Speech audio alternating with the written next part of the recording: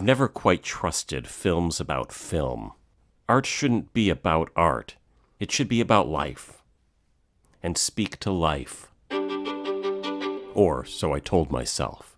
As if they were somehow distinguishable. Protagonista oggi degli incontri della Civica è Ross Lipman, filmmaker, archivista e uno dei massimi esperti del restauro cinematografico. Realizzato in collaborazione col Milano Film Festival e Reading Bloom, l'incontro sarà una lezione illustrata sui principali metodi di conservazione e restauro cinematografico. In particolare sarà presentata agli studenti la versione restaurata di Film del 1965 di Alan Schneider, interpretato da Buster Keaton e scritto da Samuel Beckett. Could you tell me something about the method for film preservation? So that principle still holds today, but now much of the work is being done digitally. I like to distinguish between restoration and digital remastering. If we're talking about films that began as film in the sense of photochemical film, a physical object, then if you're restoring it, it has to finish as a film. You can't restore anything to a form that it didn't exist before because it would be something new. And so when you make a digital version of a film-based work, that's not restoring, that's remastering it.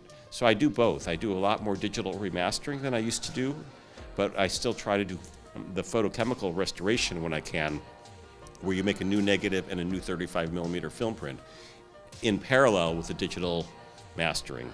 But this principle still holds true that if you're restoring a film, you might begin with a copy that has some problems, and you find ways to repair those problems in the process of making it new. What is the story of Alan Schneider's film? It's about a man who's trying to escape any kind of perception, and there are a lot of ways that you can be perceived as you're living your life. You see this in the movie. He's running from everything.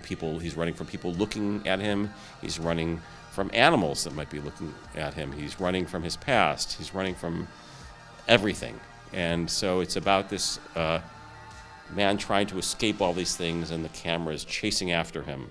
So it's like a chase film in many ways, but kind of a philosophical chase film. Well, today's many of these questions are still with us. They're transformed.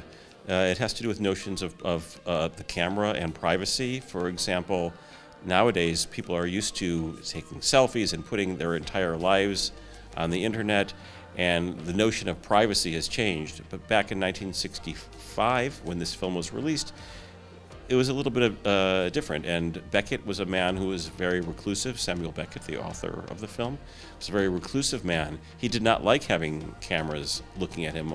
He did not like having people observing at him all the time.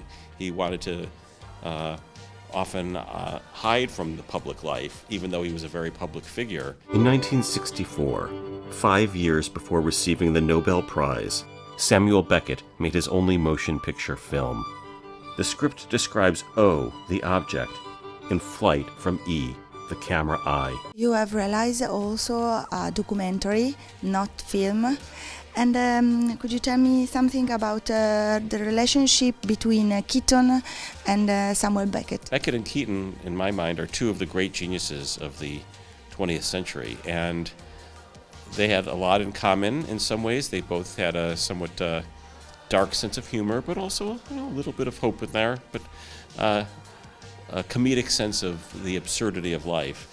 And yet they did not actually have a great collaboration.